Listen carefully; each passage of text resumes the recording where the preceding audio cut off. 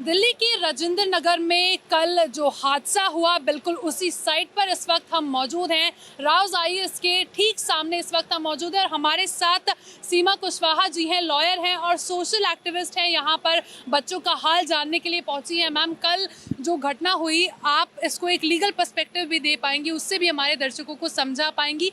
कल की जो ये दुर्घटना हुई, जिसका खामियाजा बच्चों ने अपनी जान से दिया है, इसे कैसे समझा जाए? देखिए, सबसे पहले तो मैं इसको दुर्घटना नहीं कह सकती हूँ, क्योंकि एफआईआर लॉन्च हुई है और FIR not amounting to murder, लेकिन मैं कह रही हूँ ये मर्डर है। ये जिस जगह पर हम खड़ी हूँ, ये ओल्ड राजेंद्र नगर प्लेस है, जहाँ पर 10 मिनट के अंदर वाटर ओवरफ्लो हो रहा है। इट मीन्स कि ये नेग्लिजेंसी कंटिन्यूसली हो रही है। किसके द्वारा? दिल्ली सरकार के द्वारा, एमसीडी के द्वारा। और पानी अचानक से तो नहीं गया होगा वो पानी, क्योंकि ऐसा पहली बार नहीं हुआ। लोगों को पहले से ये आभास था, इसीलिए दुर्गेश पाठक जो यहाँ के एमएलए हैं, उनको लगातार यहाँ के लोकल जो रेजिडेंट हैं वो उनको एप्लीकेशन दे रहे थे कि आप नाला साफ करवाइए, लेकिन वो नहीं सुन रहे थे। तो ये मर्डर है और उन बच्चों का मर्डर है जो मेरे देश का शासन प्रशासन चलाना चाहते हैं। एक बेटी जो कि अंबेडकर नगर की है, श्रेया यादव, उनके चाचा जी का इंटरव्यू मैं सुन रही थी कि मैं जब न्यूज़ देख रहा, मैंने देखा कि पानी भर गया कोचिंग में, मेरी बिटिया भी उसमें पढ़ती है, मैं जा कर के पता करूं। तो सोचिए कि कितने भारी मन से कि उनका बच्चा जो आईएएस बनने आया है, आज उसकी डेड बॉडी यहाँ से निकाली जा रही। साउथ इंडिया का बेटा है, एक बेटी तेलंगाना की है, और अभी स्टूडेंट्स का कहना है कि मैडम नहीं पता है कि कितने और बच्चे हैं, अभी ये भी कंफर्म नहीं है। तो ये तो सरेआम नेग्लिजेंसी है। और सबसे बड़ी बात, देखिए, मैं एक बात कहूँगी, यहाँ पर चीज़ें पॉलिटिकल नहीं है, लेकिन कम से कम वर्क अगर आप कर रहे हो, वहाँ पर कोई लैकुनाज है, वहाँ पर कोई समस्या है, तो अकाउंटेबिलिटी तो फिक्स होगी। अकाउंटेबिलिटी किसकी फिक्स होगी? जो सिस्टम का पार्ट है। आज की डेट में एमसीडी है दिल्ली में, एमसीडी आम आदमी पार्टी के पास है।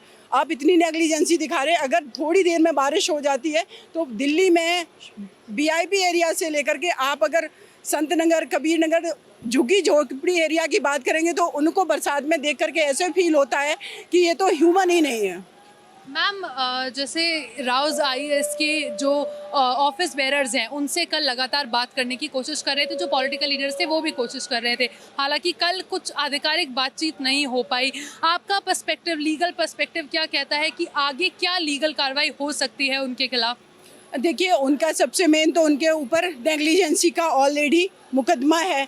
दूसरा, जो बिल्डिंग है जिसका वो मिसयूज करे गलत तरीके से, जो कि बिल्कुल सरेआम गलत है। जो बेसमेंट है, बेसमेंट का पर्पज क्या होता है किसी भी चीज़ के। लेकिन ये बिल्डिंग मुझे जैसे पता चली, अभी इस चीज़ को लेके मैं भी कंफर्म नहीं हूँ कि ऊपर इसका शायद 5th फ्लोर तक है, नीचे 3rd फ्लोर तक है। ये नीचे भी इसमें बना हुआ है बेसमेंट।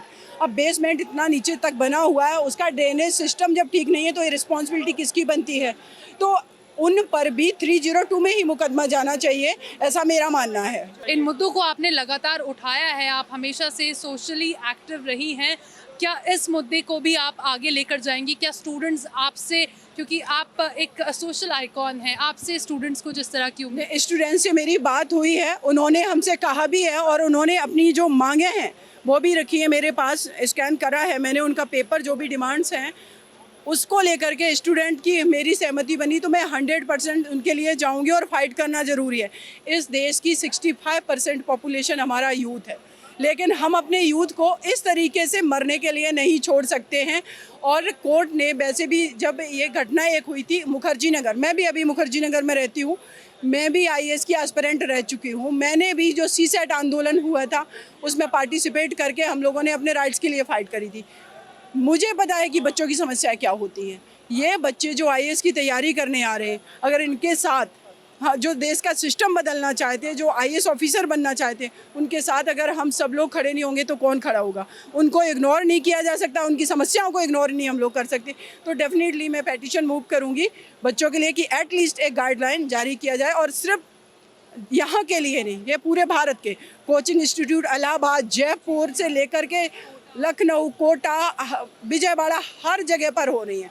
तो उनके क्या जो उनके गाइडलाइन हैं वो फॉलो कर रहे हैं कि नहीं, ये अकाउंटेबिलिटी फिक्स करना बहुत ज़रूरी है। बहुत शुक्रिया मैम आपका हमसे बात करने के लिए। देखिए आप सुन रहे थे सीमा कुशवाहा को, और उनका कहना है कि स्टूडेंट्स के साथ वो खड़ी हैं, स्टूडेंट्स से उनकी बातचीत जारी है और यदि समन्वय बनता है तो वो ज़रूर पिटिशन मूव करेंगी इसको लेकर, और ये जो मुद्दा है इसे आगे लेकर जाया जाएगा। कैमरा पर्सन हसन इमाम के साथ मैं रिया जातुष्करन, ABP news, Delhi. For exclusive and insightful videos, subscribe to our new channel ABP Live Premium.